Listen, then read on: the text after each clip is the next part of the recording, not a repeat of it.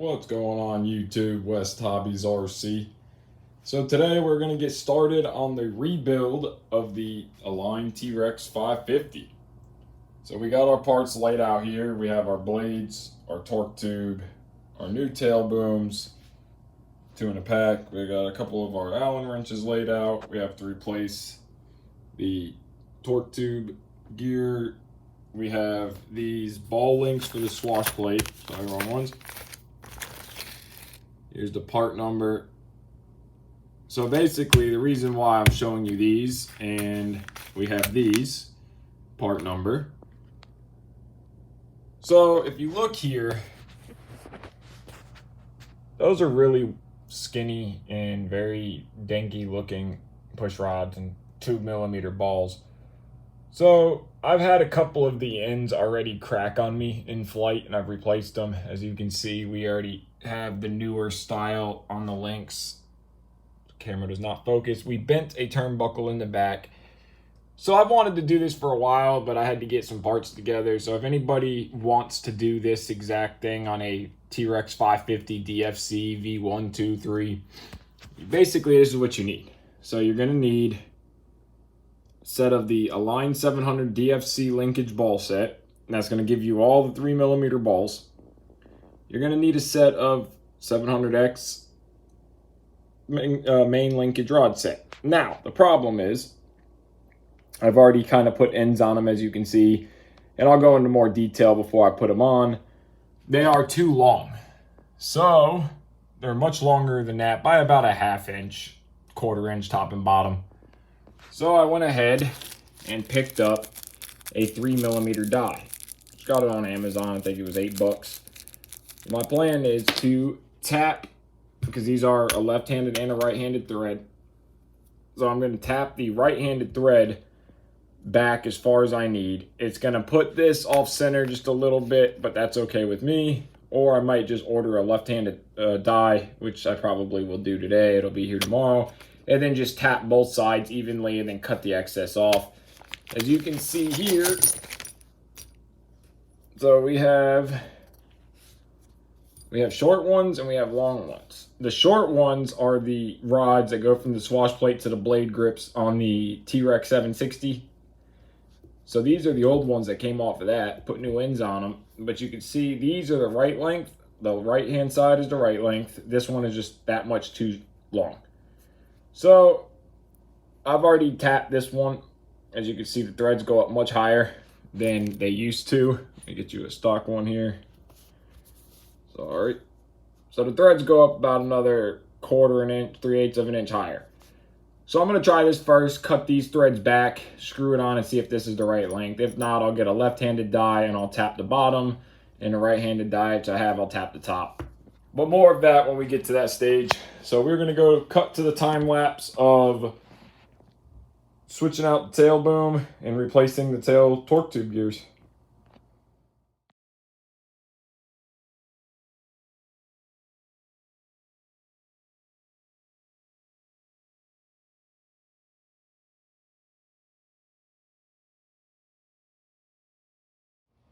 Okay, so we got the tail boom replaced. We replaced the gears in the back. All done and set up. Backlash is perfect. We are waiting on tail blades. I ordered some Rototech 96 or 93mm, sorry. Yeah, 93mm. I had 90 Aligns on it before. So we got all the push rod guide put back in, boom supports. We still have not done the torque tube. It is here. The torque tube comes with one bearing, and you put it off center. I believe it's like 10mm from the center of the torque tube, and you glue the bearing down, which I'm going to touch on that when I get to that stage. But on anything bigger than a 500, I really like 2 torque tube bearings. I just like 2. I don't like one. Get a little bit of vibration issues with one bearing I've had in the past, so I ordered another set of torque tube bearings and the little rubber seal guides that go over them. So those are with the tail blades. Unfortunately, they're hung up in shipping. So for now, we'll leave the torque tube to the side. So now we are going to get started on the links for the head. And again, here is the ball link for the 700 DFC. They're 3mm balls. What's on there is 2mm. So we have to switch those out, and we have to switch the ones out on the servo. And like I stated previously, we have to modify these linkages, which again, I tapped one down. So sorry, I'm trying to shake anybody. But so we have the short ones, which are from the 760. These are the right length. As you can see here, they would be perfect, but let me grab a long one here. Sorry. So flip it over, it would put the ball way to the top. So one has to be shortened because I have two of these shorter guys here. So I already cut the threads in this one. I cut the threads down farther. It looks like it should work. We're going to cut this down and try it, see how it works. If I'm happy with it, then we'll go ahead, put the ends on here, and get the swash plate and the servo linkages done. So we're going to cut to the time lapse of swapping all the balls out on the servo swash plate, re-Loctite everything. We're going to cut that linkage down, see if it works. If not, I'll figure something else out. We're going to cut to the time lapse.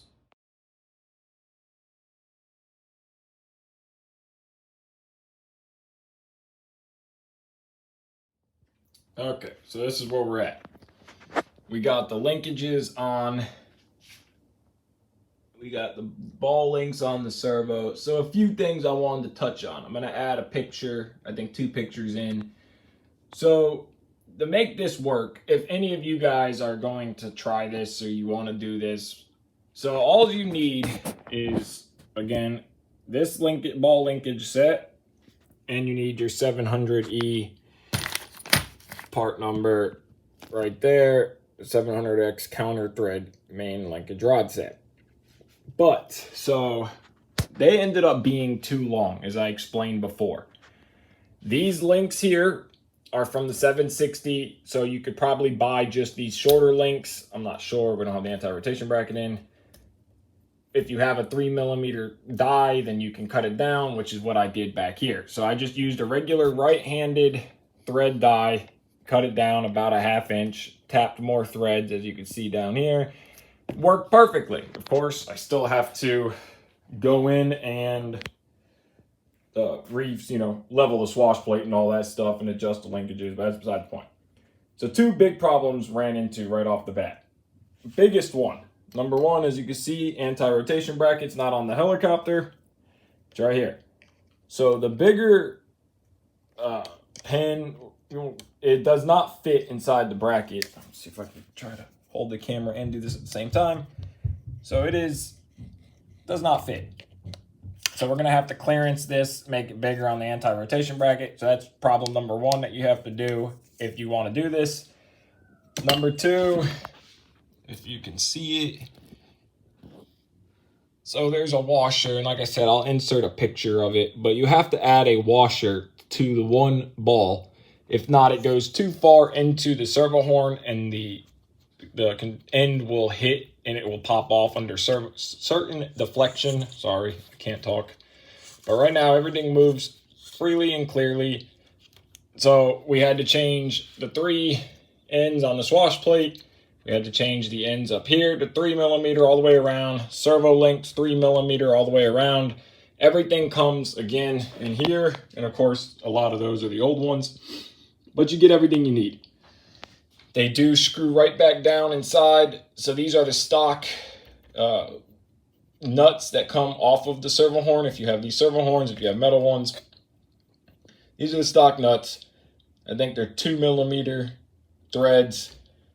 You can use that. So if you get the kit, you'll notice there's a bunch of different sizes in here. So some of these, which is, sorry for a second, this one has a 3mm thread, and then you have 3 that have 2mm threads.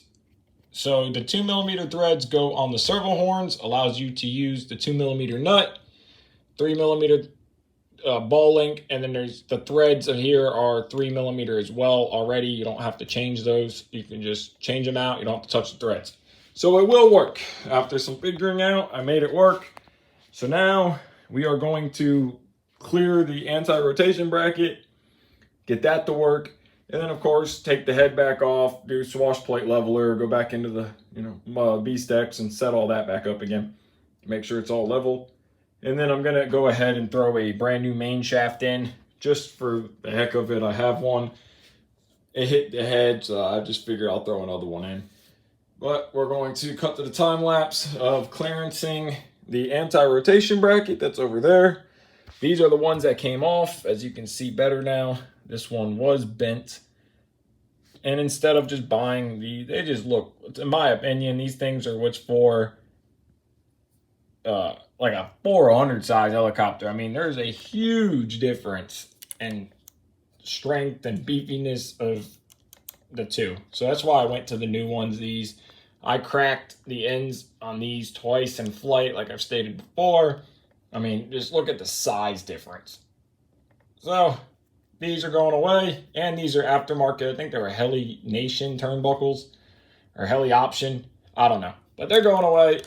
We got the 760, 700 counter rod set put in. So now let's clear out anti-rotation bracket and get this thing finished up.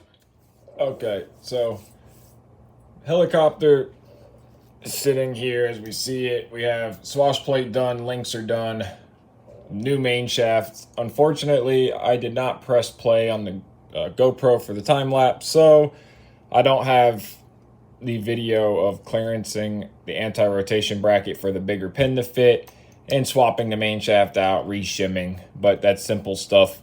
All I did for the anti-rotation bracket is I just took my Dremel with the regular, sanding wheel and went in there nice and a little bit at a time, got it to where everything fits nice and smoothly, no play, just a tiny bit of play. Perfect, everything, no binding. So the swash plate's done. 550X links for 700 links done up now. So we have much beefier ball links. We're good to go there. New main shaft, new ends down here. So everything on this part is finished. Now it is time to move to the tail boom and the torque tube. I still have to, of course, set swash plate, take the head back off, level it, all that stuff.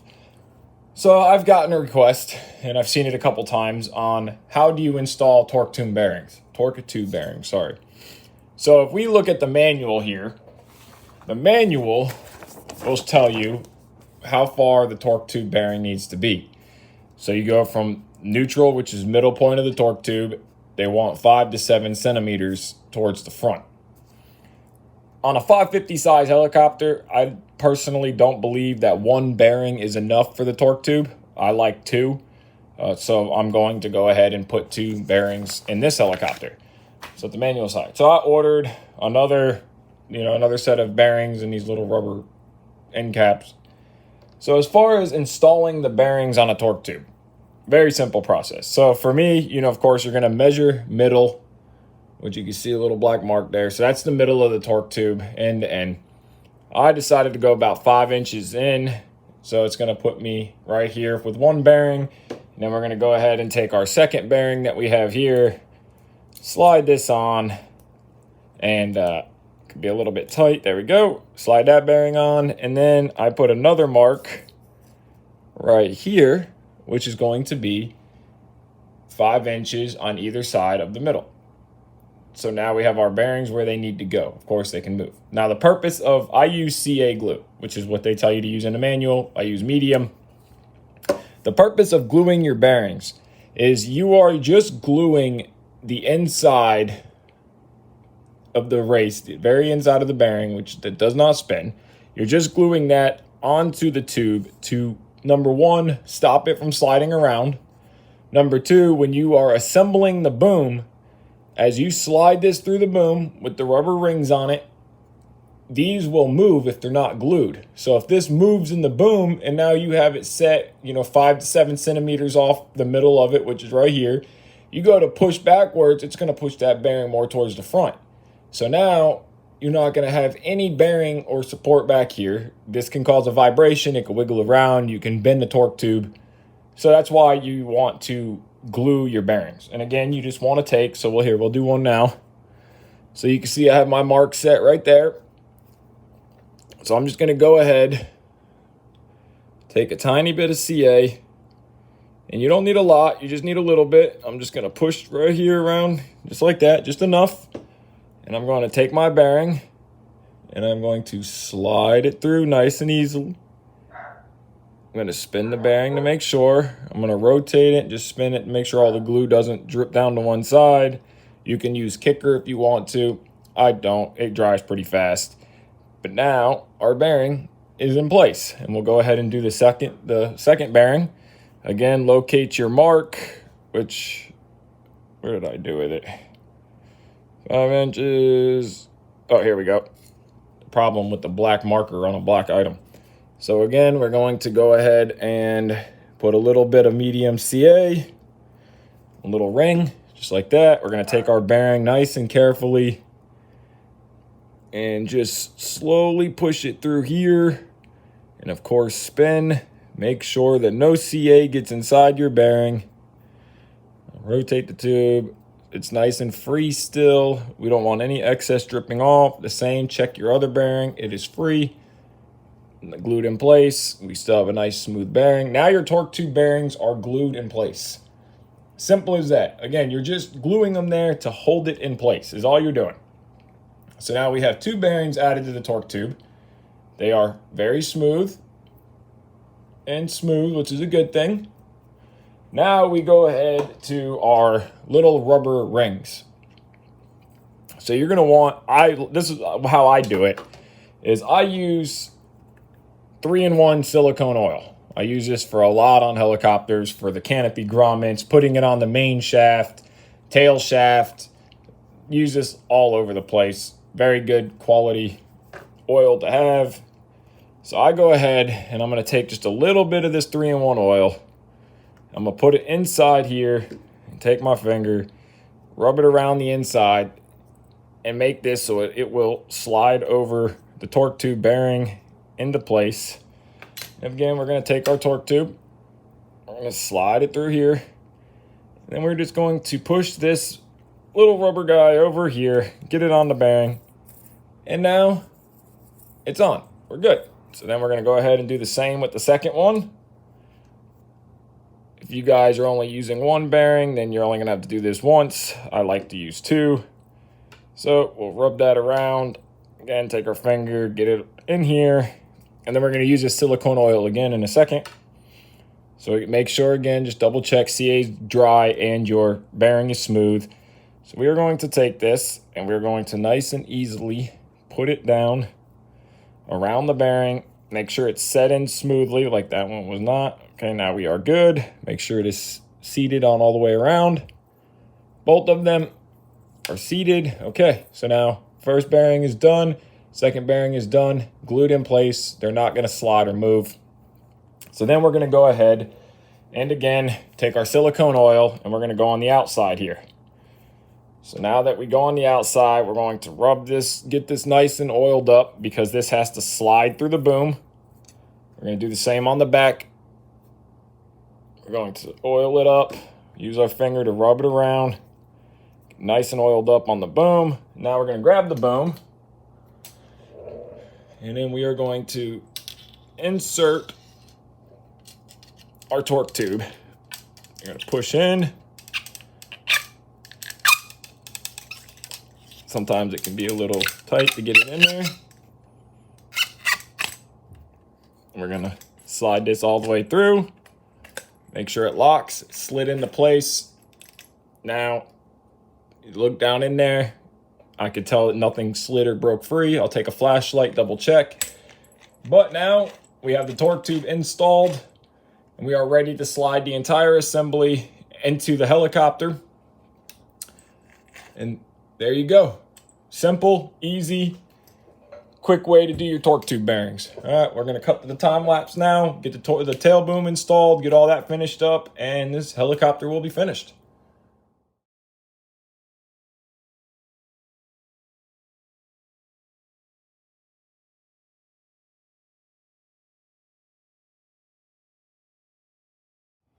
Okay, so the 550 is done. We still have the old Canomod canopy from the crash. I'm in process with Mask Pro right now about making me another canopy, same color, but with their design, I want to keep the orange. We got the new blades on, main blades, as well as the Rototech 93mm ultimate tail blades, and the camera doesn't do it justice, but they are just incredible looking blades. We got the new torque tube in, 2 torque tube bearings, as you see in the video, and the most important, of course, new main shaft. Feathering shaft was straight. Main shaft had a slight bend in it. Pop this canopy off real quick.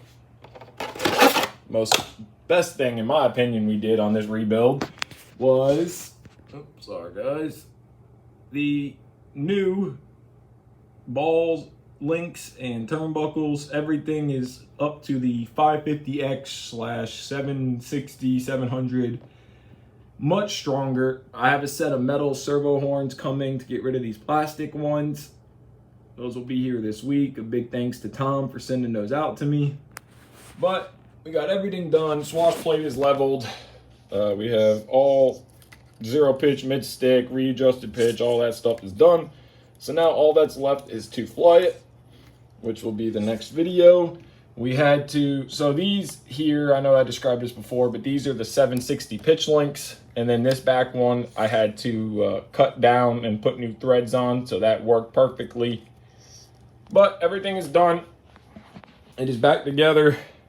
Took the gearbox apart, cleaned everything. We had to put a new tail gear in back here. Both gears, re-shimmed them, greased, all that good stuff. I just can't get over these Rototech tail blades. These things are just incredible. But the most important thing is how incredibly smooth this thing is. With all new bearings, I mean, it is just way smoother than stock. I mean, it'll just keep going and going. So I'm excited about that. But I thank you guys very much for watching. If you gave it a like, it'd be great. Take care and have a great day.